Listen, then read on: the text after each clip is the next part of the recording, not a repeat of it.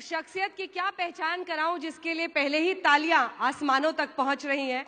जावेद अख्तर आज हमारे साथ साहित्य के इस महामंच में मौजूद हैं और उनके शब्द हम सब के इर्द गिर्द दिनों बरसों महीनों रहते हैं। तो उसी के साथ मैं शुरुआत करना चाहती हूं जावेद जी कि दिवाली पे इस बार जब आपने लोगों को विश किया तो उसके साथ लिखा नए चिराग जलाओ की रोशनी कम है। जावेद अख्तर को ये क्यों लगता है कि रोशनी कम है? मैं समझता हूं कि जब तक दुनिया में थोड़ी सी भी नाइंसाफ़ी है, दुनिया में थोड़ी सी भी जहालत है, बीमारी है, मजबूरी है, बेरोज़गारी है, तब तक रोशनी कम है। रोशनी हमारी हर एक की ज़िंदगी में आए, हर एक की ज़िंदगी जगमगाए, उसके लिए ज़रूरी है कि हर इंसान को उसके जो फंडामेंटल राइट्स हैं वो मिले, जो ज़िंदगी जीने की जो सहूलतें हैं वो मिले। जब तक हर एक को नहीं मिलती तो रोशनी कम है। हुक्मनामा ये आपने 2 बरस पहले भी इसी मंच से हमारे दर्शकों को सुनाया था। नया हुक्मनामा क्या 2 वर्षों में कुछ और बना है? अब देखिए, पोइट्री के अलावा कोई ज़्यादा काम आता भी नहीं है मुझे। कुछ राइटिंग कर लेता हूँ, कभी प्रोज़ में, कभी पोइट्री में। अब वही करता रहता हूँ, तो और भी कुछ लिखा है, लिखते ही रहते हैं। कुछ उसके साथ अगर आगाज हो जाए तो पीछे की पंक्तियों में जो दीवानगी आपके शब्दों के लिए है उसके साथ शुरुआत हो जाए। आवाज नहीं आ रही तो जो ऑडियो में है उनसे मैं रिक्वेस्ट कर रही हूं थोड़ा सा स्पीकर्स का वॉल्यूम बढ़ा दें। जी, आवाज कम है? अब ठीक, अब ठीक। आजकल काफी लोगों की आवाज कम हो रही है, तो मैंने कहा मेरी तो ना हो कम से कम, है? बिल्कुल। चलिए, हालांकि ये काम जो है ये आमतौर से जब हम लोग ये सब कॉन्वर्सेशन या कोई Q&A होता है तो आखिर में होता है, लेकिन अब ये होस्टेस हैं और ये डेजर्ट सबसे पहले सर्व करना चाहती हैं, तो अब हम कौन होते रोकने वाले? खाने से पहले मीठा दे रही हैं, चलिए यही सही। तो मैंने इन दिनों एक पोएम लिखी है, वो सुना देता हूँ। टाइटल है साजिश। मुझे तो ये लगता है जैसे किसी ने ये साजिश रची है। मुझे तो ये लगता है जैसे किसी ने ये साजिश रची है कि लफ्ज और मानी में जो रिश्ता है उसको जितना भी मुमकिन हो कमजोर कर दो, कि हर लफ्ज बन जाए बेमानी आवाज, फिर सारी आवाजों को ऐसे गड़मट करो, ऐसे गूंधो कि एक शोर कर दो। ये शोर एक ऐसा अंधेरा बुनेगा कि जिसमें भटक जाएंगे अपने लफ्जों से बिछड़े हुए सारे गूंगे मानी, भटकते हुए रास्ता ढूंढते वक्त की खाई में गिर के मर जाएंगे, और फिर आके बाजार में खोखले लफ्ज बेबस गुलामों के मानिंद बिक जाएंगे। ये गुलाम अपने आकाओं के एक इशारे पे इस तरह यूरिश करेंगे, यूरिश हमला करेंगे कि सारे ख्यालात की सब इमारत, all the buildings of thoughts, सारे जज्बात के शीशा घर मुनहदिम होके रह जाएंगे, डिमोलिश होके रह जाएंगे। हर तरफ जहन की बस्तियों में यही देखने को मिलेगा कि एक अफरा तफरी मची है। मुझे तो ये लगता है जैसे किसी ने ये साजिश रची। मगर कोई है जो ये कहता है मुझसे कि हैं आज भी लफ्ज़ व मानी के ऐसे परिस्तार व शैदा, लफ्ज़ के, मीनिंग के और वर्ड्स के ऐसे चाहने वाले, कि हैं आज भी लफ्ज़ व मानी के ऐसे परिस्तार व शैदा, जो मानी को यूं बेज़बां, लफ्ज़ को ऐसे नीलाम होने न देंगे।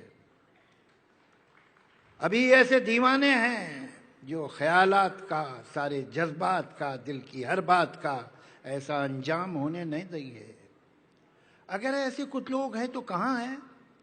वो दुनिया के जिस कोने में है जहाँ है, उन्हें यह बता दो कि लफ्ज़ और मानी बचाने की खातिर जरा सी ही मोहलत बची है।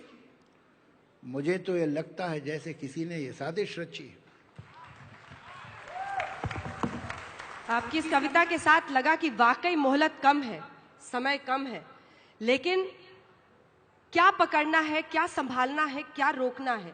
राष्ट्रवाद पर इस देश में अब बॉलीवुड से लेकर, मीडिया से लेकर, आम व्यक्ति से लेकर चाय की दुकान तक लोग बट गए हैं।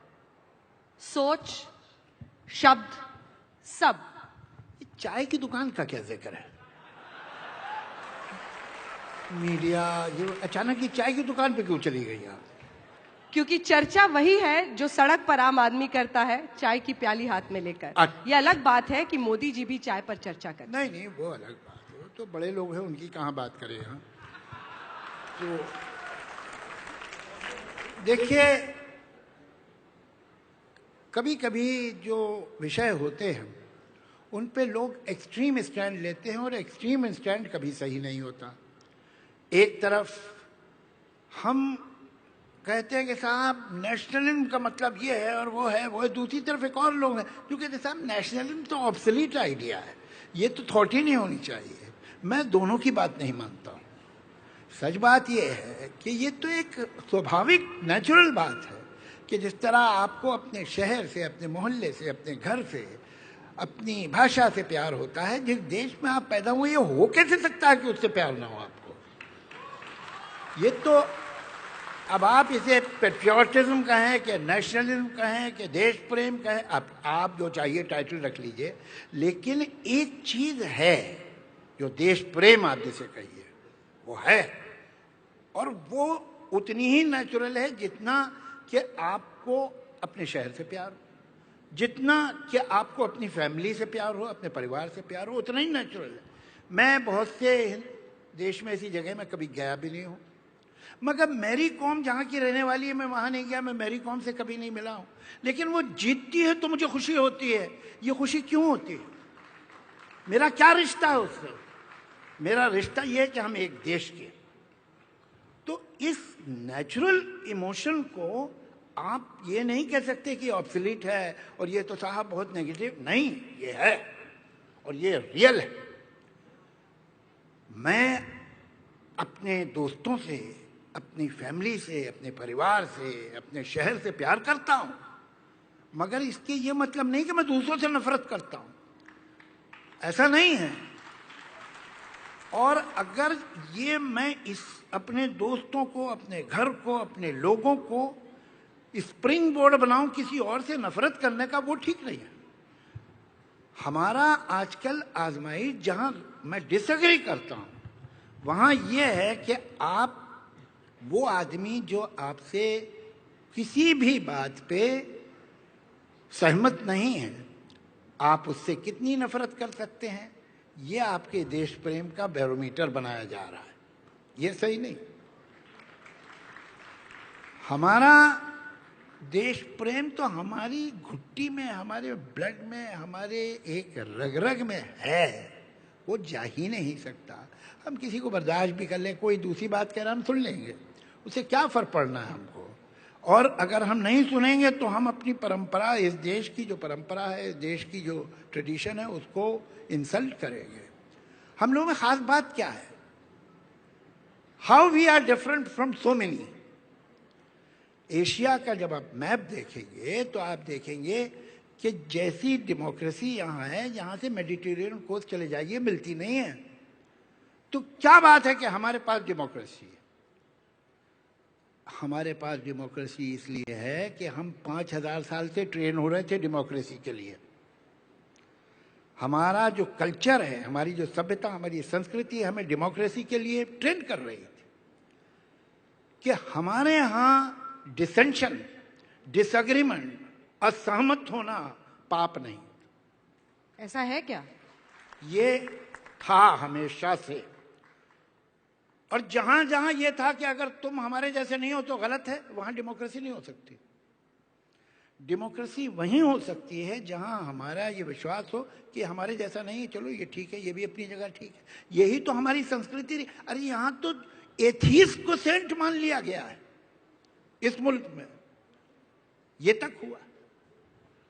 अब अगर आपको कोई कह रहा है कि ऐसा मत करना, अब तो बिल्कुल कुछ टॉलरेट मत करना, आप बिल्कुल वैसे हो जाओ जैसे आसपास में लोग हैं, तो वो आपका भला नहीं चाहता, वो तो आपको 5000 साल की संस्कृति आपसे छुड़वाने की कोशिश कर रहा है। यही तो मैं सच पूछना चाह रही थी आपसे कि क्या ये आज तक ये साबित करने की जरूरत थी या कहने की जरूरत थी अपनी शुरुआती जवाब में कि मुझे इस देश से प्यार है?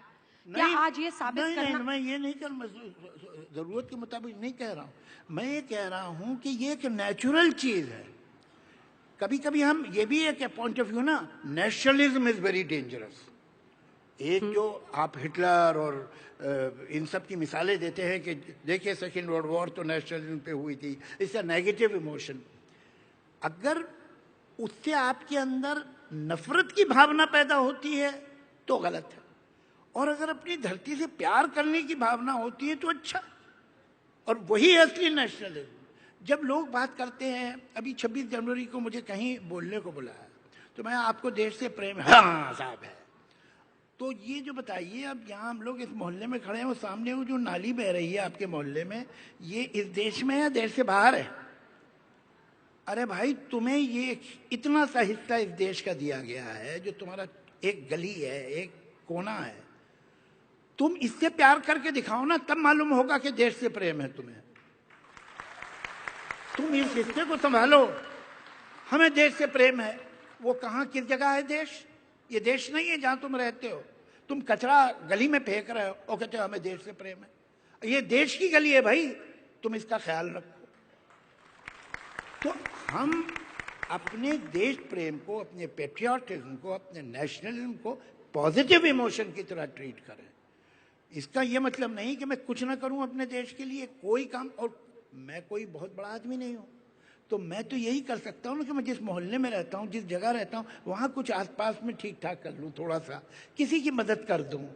यही एक आदमी है, उसके बच्चे को स्कूल की फीस दे दूँ, उसको कुछ मदद कर दूँ, तो ये सब देश प्रेम है। ये बच्चा अगर पढ़ जाएगा तो मेरे देश का एक बच्चा पढ़ेगा ना। देश प्रेम का मतलब सिर्फ नारे लगाते रहो और कुछ भी ना करो नहीं है। नारे लगाते रहो ही से जुड़ा हुआ मेरा अगला सवाल है कि गालिब ने कहा था हर एक बात पे कहते हो तुम कि तू क्या है। आज परिस्थिति यह है कि हर एक बात पे कहते हो कि तुम देशद्रोही हो। कहने दीजिए, उसे फर्क क्या पड़ता है? कहने दीजिए, उसे फर्क क्या पड़ता है? कुछ भी कहें, उनको डेमोक्रेसी है भाई, फ्रीडम ऑफ एक्सप्रेशन है, कोई आदमी कुछ भी कह सकता है। वैसे आजकल बॉलीवुड को भी सर ये रोग लगा है कि कुछ नेशनलिस्ट डायरेक्टर्स, प्रोड्यूसर्स हैं, नेशनलिस्ट एक्टर्स हैं, और कुछ को कहा जाता है कि इनको तो पाकिस्तान से प्रेम। एक बात ये देखिए, एक बॉलीवुड कुछ आप ऐसा जू समझती हैं जिसमें आप जाके बड़े अजीब अजीब जानवर देखती हैं। बॉलीवुड क्या है? एक तो बॉलीवुड नाम बहुत खराब है। बॉलीवुड क्या मतलब है? ये film industry, Indian film industry को आप बॉलीवुड कहती है? ये देखिए, ये नेशनलिज्म के खिलाफ बात। तो मेरा सवाल नहीं बदला, क्या Indian film industry, Hindi film industry भी बट गया है? अरे भाई, अगर नहीं बटे तो गड़बड़ है। जो डेमोक्रेटिक समाज होता है हमेशा बटता है। कुछ लोगों का कुछ विचार होता है, कुछ लोगों का कुछ विचार होता है। आप क्या चाहती हैं? सब एक तरह सोचें? तो फिर ये मुल्क आपके लिए सही नहीं है। मैं आप सऊदी अरेबिया जाइए।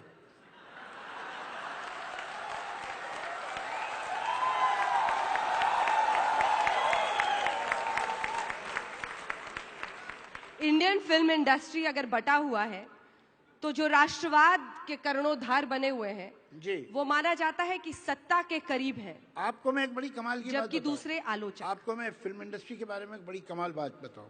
हम लोगों में 100 खराबियां होंगी, लेकिन 2-4 खूबियां भी हैं, और वो खूबियां सीखने वाली हैं। हो सकता है कि फिल्म इंडस्ट्री का एक आदमी इस पॉलिटिकल पार्टी में हो, एक उस पॉलिटिकल पार्टी में हो, एक उसकी विचारधारा ये हो, एक की पॉलिटिकल विचारधारा वो हो, सब ठीक। लेकिन जब वो फिल्म बनाते हैं तो उनका सिर्फ एक कंसिडरेशन होता है कि काम ठीक कौन कर सकता है।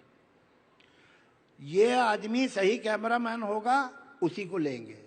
ये आदमी सही एडिटर होगा, उसी को लेंगे। ये रोल यही एक्टर सही कर सकता है, उसे लेंगे। आप अगर, क्यों? वो पिक्चर हिट चाहते हैं। जो लोग अपने प्रोजेक्ट को हिट चाहते हैं They can't afford to be bipartisan. They cannot afford to be communal. इसलिए कि उनका तो मकसद है कि भैया ये प्रोजेक्ट सक्सेसफुल होना चाहिए। उस वक्त फिल्म इंडस्ट्री में कोई डिफरेंस नहीं होता।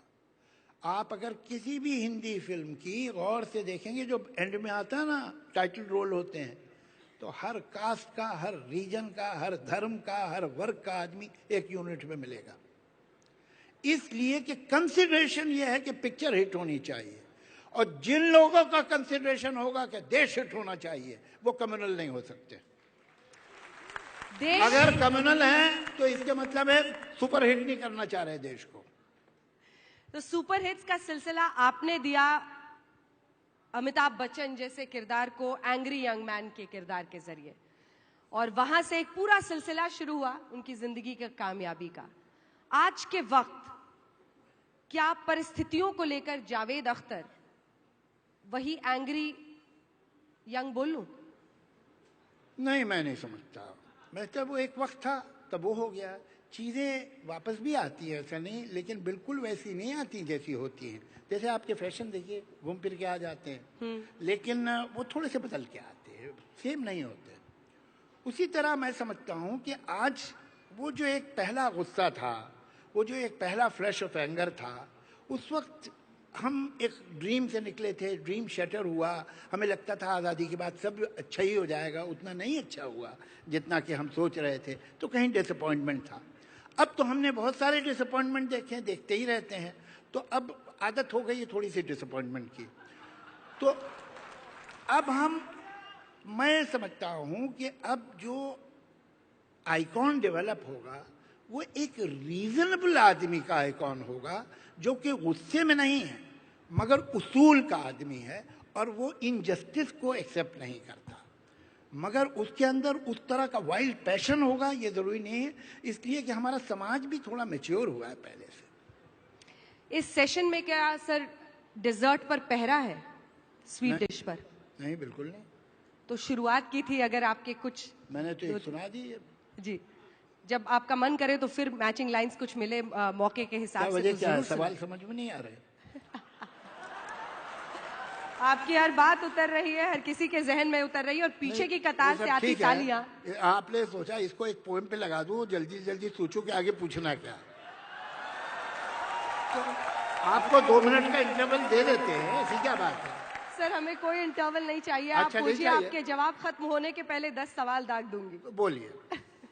अगला सवाल आपसे ये है कि अब ये सवाल एक बात बताऊं, अब की बहुत कड़वा सवाल आने वाला है। हाँ, ये इसलिए कि मैंने रॉन्ग साइड रब कर दिया थोड़ा सा। नहीं, बिल्कुल नहीं। बिल्कुल नहीं। टीपू सुल्तान पे पूछ लीजिए ना, अच्छा रहेगा, अच्छा रहेगा, ये मौका है ना? सारा गुस्सा उसी में निकालिए आप। सर, मैं तो टीपू सुल्तान से लेके पाकिस्तान पर पूछना चाहती हूँ। सुना है आप पाकिस्तान से आज ही लौटे हैं। जी जी जी। कहीं कोई ये तो नहीं पूछ देगा देश में कि देशद्रोही तो नहीं हो गए? ये मुझे अपने देश प्रेम पे इतना भरोसा है कि मुझे परवाह नहीं कि कोई क्या कहेगा।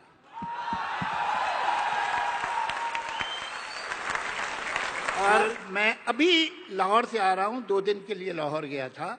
लाहौर में फैज़ अहमद फैज़, जो बहुत बड़े शायर थे, उनकी एनिवर्सरी थी, और मैंने उनसे वादा किया कि मैं अगले साल भी आऊँगा, इसलिए कि ये वो लोग हैं जो पैसिफिस्ट हैं, वहाँ के जो राइट विंगर्स हैं, वहाँ के जो कम्युनलिस्ट हैं, जो फैनेटिक्स हैं, वो इन लोगों को कहते हैं अरे भाई ये तो इंडिया के एजेंट हैं, ये तो इंडियन हैं अंदर से। इसलिए कि वो कहते हैं कि जंग नहीं होनी चाहिए, नफरत नहीं होनी चाहिए, टेररिज्म नहीं होनी चाहिए, दोस्ती होनी चाहिए। तो ऐसे लोग जो हैं उनसे तो हमारी दोस्ती हम रखेंगे, हम जरूर मिलेंगे उनसे, और हम उनकी इज्जत करेंगे कि भाई अच्छी बात है, तुम तो ऐसी जगह बैठ के बात कह रहे हो जहां तुम्हें किसी दिन भी तुम्हारे घर पे बम फेंका जा सकता है। और इस तरह के लोगों के साथ, अभी वो चली गई यसमा जहांगीर इस दुनिया से, ये सब उनके साथ होता रहता है। तो मैं उन लोगों की इस हिम्मत की इज्जत करता हूं कि इतने फनेटिक दहशतगर्द और टेररिस्ट बाहर घूम रहे हैं, उसके बाद भी वो सही और सच्ची बात करते हैं, मैं उनकी इज्जत करता हूं। पाकिस्तान में जाकर पाकिस्तान में जो फैनेटिक्स जिनका आपने जिक्र किया, उनको खरी खोटी सुना पाना मुमकिन है क्या? अरे भाई देखिए, वहां तो हम 2 दिन के लिए गए थे, जहां सारी जिंदगी गुजारनी है वहां खरी खोटी सुना देते हैं, तो वो क्या है? वहां तो बोल के भागा है ना, यहां तो हम रहते हैं और यहीं मरेंगे, वहां खरी खोटी सुना देते हैं, हमें डर है किसी का? तभी तो टीपू सुल्तान पे आपने खरी खोटी लिखना शुरू कर दिया है। इसमें एक अच्छी बात है कि सवाल नहीं था, ये स्टेटमेंट था।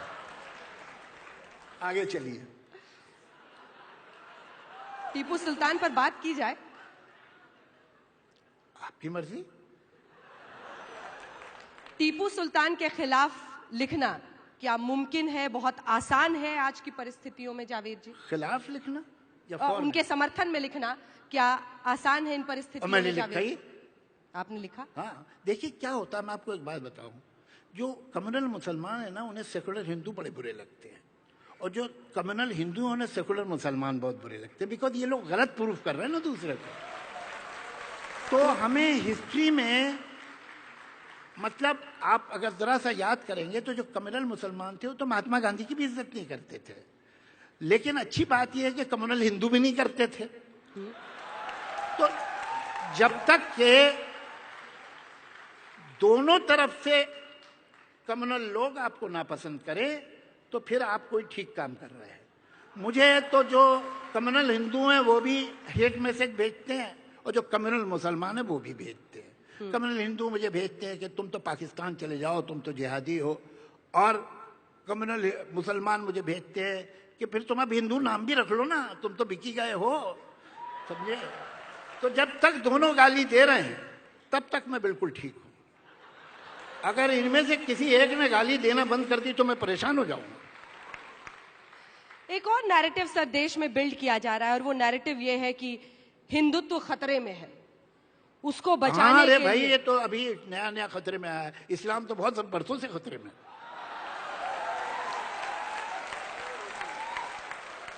आपको मालूम नहीं इस्लाम कितने बरसों से खतरे में, परमानेंटली खतरे में था, ये तो अभी अभी खतरे में आया है, अभी 2-3 साल हुए ना खतरे में आए।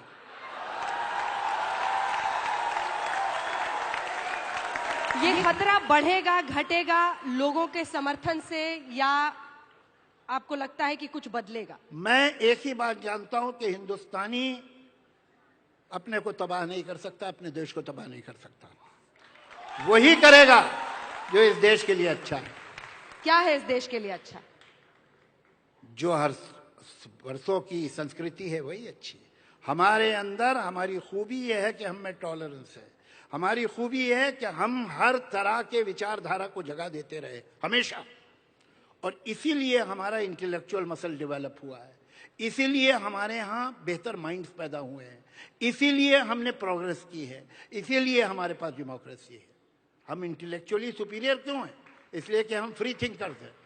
जो हमें फ्री थिंकिंग से रोकेगा वो इस देश का भला नहीं चाहता। फ्री थिंकिंग से जो रोकेगा वो देश का भला नहीं चाहता, लेकिन फ्री थिंकिंग के नाम पर जावेद अख्तर जी माफ कीजिएगा, इसी फिल्म इंडस्ट्री में जो लेखनी है, जो शब्द है, जो गाने हैं, उस पर आपकी क्या सोच है? मैं तो आजकल के गानों से बाय लार्ज ऐसा नहीं है, बड़े टैलेंटेड यंग राइटर्स भी हैं और कभी बहुत अच्छे गाने भी मुझे सुनने को मिलते हैं। ऐसा भी नहीं है कि सब खराब काम हो रहा है, बहुत आसान है यंगर जनरेशन को एकदम कंडेम करना, ऐसा नहीं। लेकिन ये सच है कि वो जो स्टैंडर्ड 50s में था, 60s में था, वो नहीं है, और ये हवा में नहीं हो रहा है क्या? हमारे देश में ही जो हमारा एजुकेशन सिस्टम है उसमें लैंग्वेज सिमटी है। आज एक नौजवान की वोकेबलरी या शब्दावली उतनी बड़ी नहीं है जितनी कि उसके माँ बाप या उसके ग्रैंड पेरेंट्स की थी, तो कहीं वो कम हुआ है, इसमें कोई शक नहीं, जो कि फिल्मों में भी झलकता है। दूसरे ये कि मैं म्यूजिक डायरेक्टर्स को और राइटर्स को ब्लेम नहीं करूंगा, मैं जो मार्केटिंग फोर्सेस हैं उन्हें ब्लेम करूंगा कि वो इस तरह का काम करने पे मजबूर करती हैं। उन्हें अगर फ्री छोड़ दीजिए वो इससे बहुत बेहतर काम करेंगे। एक छोटी सी हिमाकत कर लूं? तो अभी तक क्या कर रही थी आप? सिलसिला फिल्म और आपने गाने लिखने शुरू किए, कोई जी। पसंदीदा गाना जो आपको खुद की लेखनी में जो बताएं आप हमें। जो मेरा पसंदीदा गाने गाना नहीं है, बोलूंगी मैं। नहीं आप गाने ना दीजिएगा, मैं तो आपको बता रहा हूँ जो मेरा पसंदीदा गाना है वो मैं अभी कल लिखने वाला हूँ। क्या? अपना फेवरेट गाना मैं कल लिखूंगा। जो पहले लिखे थे उनमें से कोई जो अब पसंद हो गए, अब वो आपके हैं, मेरे नहीं हैं। वो आप संभालिए। क्या बात, क्या बात। जो गाने थे वो अब आपके हो गए, मेरे आपके नहीं हो हैं। गए। पर वो शब्द तो आपके रहेंगे, वो अरे सबका। अब नहीं देखिए, आपका जो काम है ना राइटिंग, वो भी आपके बच्चों की तरह है। वो ठीक है, आपने पैदा किए, फिर वो बड़े हो गए, उन्होंने कुछ किया, कहीं अपनी जगह बनाई दुनिया में, अब उसका क्रेडिट आप लें तो ठीक नहीं है। ऐसे ही गीत होते हैं, स्क्रिप्ट होती है, लिख दी, पोएम्स हैं, वो दुनिया ने उन्हें अपना लिया, और वो अच्छी क्यों हो गई वो हमने थोड़ी किया, वो तो सुनने वाले ने, पढ़ने वाले ने उसे अपनाया, उसमें अपनी फीलिंग्स देखी, अपने इमोशन देखे, तब वो यादगार बने ना। तो अब ये जो हमारे दोस्त यहाँ बैठे हैं, मेरे जितने लिखे हुए गाने हैं मुझसे ज्यादा उनके हैं। आपको अभी भी जावेद, अरे इतने सारे गाने आपको दे दिए, ठीक से ताली भी नहीं बजा रहे आप। क्या बात। हाँ, देश बदल रहा है जावेद अख्तर जी, मेरा रही देश कहीं। बदल रहा है। अरे जो भी जिंदा है वो बदलेगा। Only fools and dead people don't change. जो मर गया है वो नहीं बदलेगा, और जो बेवकूफ है वो नहीं बदलेगा, वो बेवकूफ ही रहेगा। लेकिन अगर हम जिंदा हैं, अगर हमारे पास समझ है, बुद्धि है, तो हम बदलेंगे, क्यों नहीं बदलेंगे। और सबका बदलना चाहिए। साथ, सबका विकास हो रहा है। अरे भाई, तमन्ना तो अच्छी है ना, कम से कम।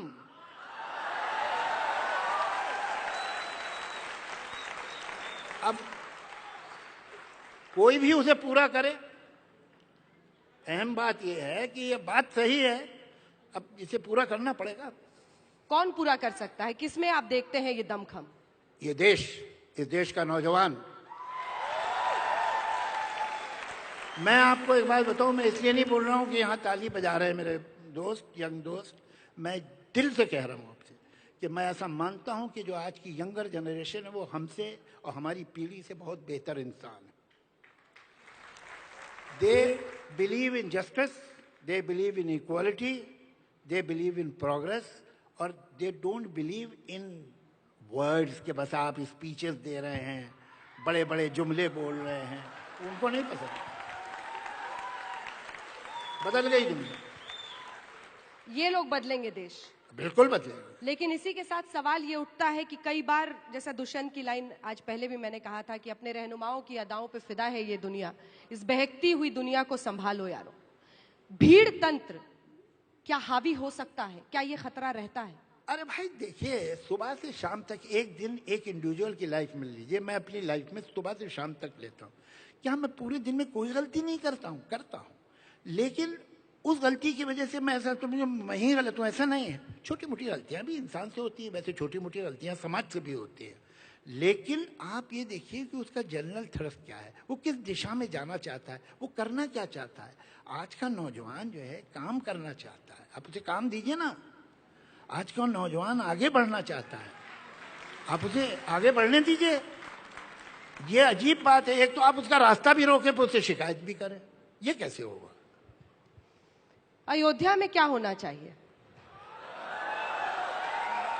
भैया बड़ा गलत सवाल कर रही है। मैं तो बड़ा अधर्मी आदमी हूं, समझे।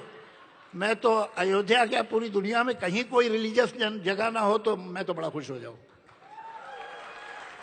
मुझे कोई दिलचस्पी ही नहीं है धार्मिक जगहों से, वो कोई हो, मस्जिद हो, मंदिर हो, गिरजा हो, कुछ हो, मुझे इंटरेस्ट ही नहीं। तभी आपको चारों तरफ से होगा।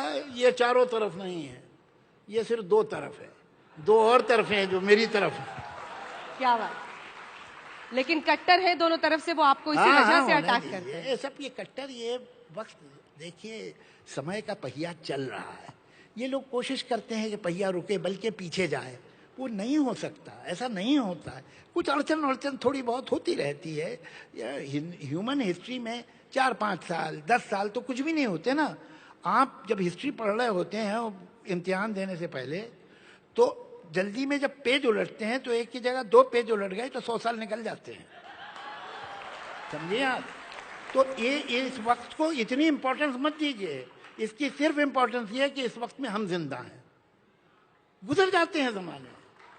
अरे यहां तो औरंगजेब 50 साल हुकूमत करके चला गया, तो क्या हो गया, हम तो वही रहे जो थे, क्या कर लिया उसने। मुगलों का नाम लिया आपने तो शहरों के नाम बदल रहे हैं, वो याद आया। नहीं, अब किसी तरह तो थोड़ा उन्हें स्मार्ट बनाए ना, नाम ही स्मार्ट करो, कुछ करो। नाम बदलने से सूरत कहाँ बदलेगी? हाँ, नाम बदलने से सूरत सीरत कहाँ बदलेगी? ये हाँ, नहीं बदलेगी, सही बात है। तो वेस्टेज ऑफ टाइम और एनर्जी है। और सही बात यह है कि एक तो इम्पोर्टेंट बात जो है जिस पे कोई नहीं रियलाइज कर रहा है कि इस देश में कम से कम 100-150 नए शहर बनने चाहिए। आज गांव से जो एक्सोडस शहर में है वो अनबिलीवेबल है। आपको दिल्ली में अंदाज़ा होता होगा, मुझे मुंबई में होता है, कलकत्ता चले जाइए, बेंगलोर चले जाइए। भाई आज़ादी के बाद से शहर कितने बने हैं? एक चंडीगढ़ बना है, एक नोएडा बना है, अब गुड़गांव चलो हो गया, आप ऐसे ही साउथ में 2-1 शहर। और प्रिडिक्शन ये है कि अगले 10 साल में 15 से 20 करोड़ आदमी गांव से शहरों में आएंगे। तो ये कहाँ आएंगे? हमारे लिए ज़रूरी बजाय इसके कि हम नाम चेंज करें, नए शहर बनाना ज़रूरी है। नए शहर बनाओ और अपनी मर्जी के नाम रखो।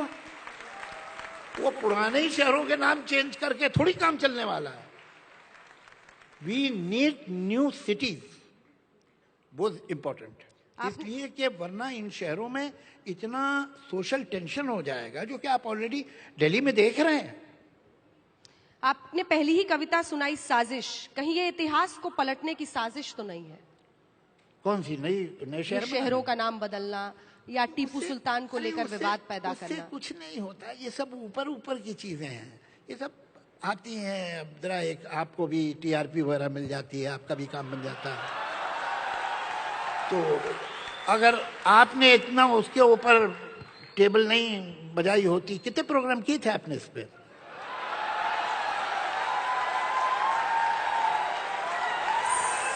साहब,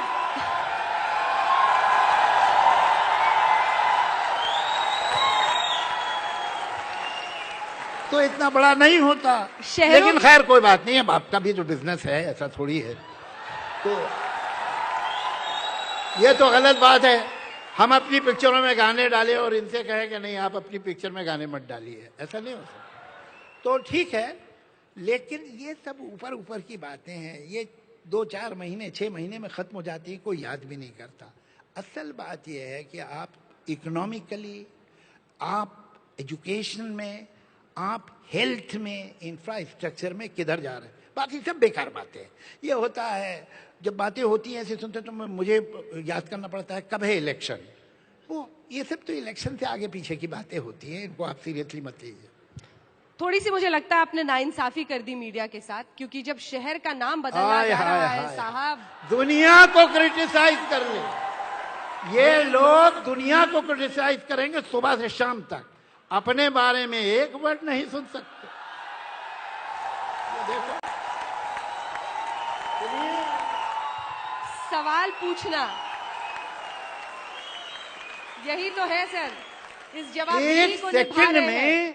एक सेकंड 0 टॉलरेंस होती है इन लोगों में क्रिटिसिज्म की। आपने भी सर यहाँ की जनता की नब्ज पकड़ ली है। आप पकड़ने की कोशिश करती है सुबह से शाम तक, आप भी तो यही कोशिश करती है, अब नाकाम हो गई तो तभी तो ये मंच आपको दिया, मुझ पे गुस्सा कर रही है। भाई आप एक बात बताइए, एज अ चैनल क्या आप नहीं चाहेंगे कि जनता की नब्ज पकड़ लें आप? अब हाथ में नहीं आ रही तो मैं क्या करूं? ऐसा नहीं है, तभी इस मंच पर आपको बुलाया ताकि आप इनके सामने अपनी बात रख सकें, और यही हम लोगों की कोशिश होती है कि सवाल तो आप कामयाब, इस कोशिश में आप कामयाब हुए। सवाल पूछे जाएंगे तभी उसका जवाब आएगा। कुछ सवालों को ऐसे ठुकराया जाएगा, कुछ पर उंगली उठाई जाएगी, लेकिन सवाल पूछना कहाँ छोड़ेंगे हम। और इसीलिए मेरा अगला सवाल आपसे ये कि राजनीति का भी एक हिस्सा है, जब आप देखते हैं, और आप तो देश की संसद में भी रहे, राजनीति का भी एक हिस्सा है जब शहरों का नाम बदला जाता है। आपने खुद कहा कि हो सकता है शहरों में उसकी वजह से थोड़ा सा तनाव भी पैदा हो जाए, इसीलिए उसकी जवाबदेही कार्यक्रमों के जरिए पूछनी जरूरी है या नहीं? नहीं, आप ठीक कह रही है। अब मैं कहाँ बहस में पढ़ूं, मान जाता हूं आपकी बात। आप मेरी कई बातें मानिए, एक तो मैं भी मानूंगा। आगे नहीं, आप खुश करने के लिए ना माने, आप मानने के लिए माने। चलिए ठीक। हवाओं का रुख अब किस तरफ बह रहा है इस देश में? ये मैं बताऊंगा? हम तो समझते थे, आप लोग बताते हैं। हम तो मानते हैं कि शायर ये हम बेकार जो सुबह रोज शाम को थके हारे आते हैं, आके आपका चैनल लगाते हैं ये समझने के लिए कि हवाओं का रुख किधर जा रहा है, आप हमसे पूछ रहे हैं। हम तो ये मानते हैं कि शायर ऐसी खबर लिखता है जो हमेशा के लिए अमर रहती है और सत्य रहती है। तो सत्य तो मैं आपको यही बताता हूं कि ये देश कभी डिसबैलेंस हो नहीं सकता। पॉसिबल नहीं, पॉसिबल नहीं है। मैं अपने खून से लिख के दे दूं आपको। ऐसे डगमगाती है कश्ती इसलिए कि चल रहे हैं हम लहरों पे, ऊंची नीची लहरें भी आती हैं, लेकिन ये कश्ती सिर्फ हिल सकती है, डूब नहीं सकती। याद रखते। ये हिंदुस्तान ने जब इसकी हिस्ट्री आप पढ़ेंगी तो क्या क्या जमाने देखे, क्या क्या जमाने देखे हैं, कैसे कैसे लोगों को देखा, लेकिन वो चलता रहा। वो क्या है कि कुछ बात है कि हस्ती मिटती नहीं हमारी, सदियों रहा है दुश्मन ये आसमां हमारा।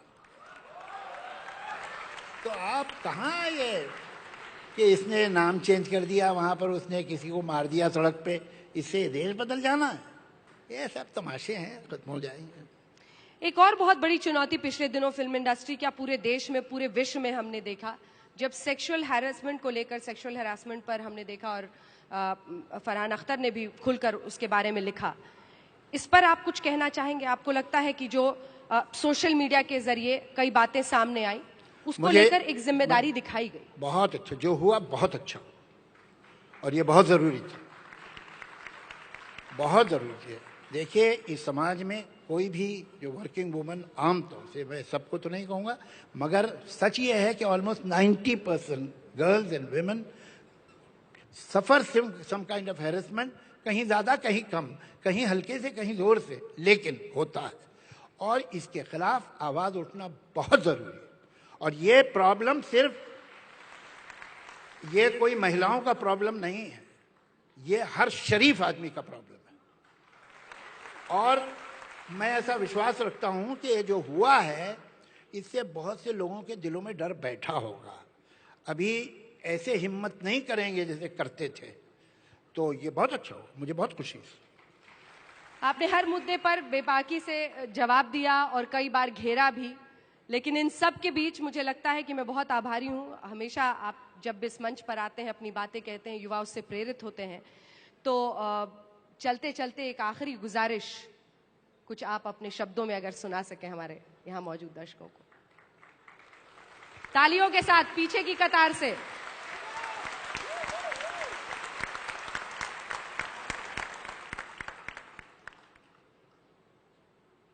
मैं आपको सिर्फ एक शेर सुनाता हूं, और वही शेर जो है आज मेरा मैसेज उसी शेर में है।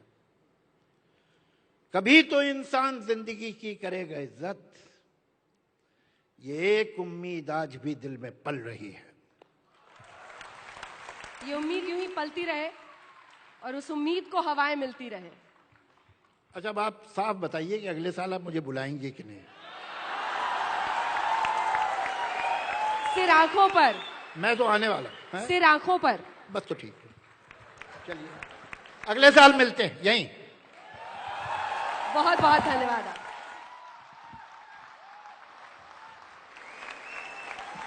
सर, बेसब्री से आपका इंतजार इस बार भी था और अगले साल भी रहेगा। सर, आपको 2 पल के लिए मैं यहाँ रोकना चाहूंगी। 2 पल के लिए हमने साहित्य वार्षिकी शुरू की है एक परंपरा के तौर पर, और हम चाहते हैं साहित्य वार्षिकी का आपके कर कमलों से हम इसे लॉन्च करें यहाँ पर। जी सर, मैं चाहूंगी साहित्य वार्षिकी एक बार आप यहाँ पर लॉन्च करें। मैं मंच पर बुला रही हूँ। अंशुमन सर, प्लीज अगर आप स्टेज पर आ जाएं, और साथ ही मैं इनवाइट करना चाहूंगी स्टेज पर राज चिमगप्पा जी को भी, editorial director, India today publishing. Sir please.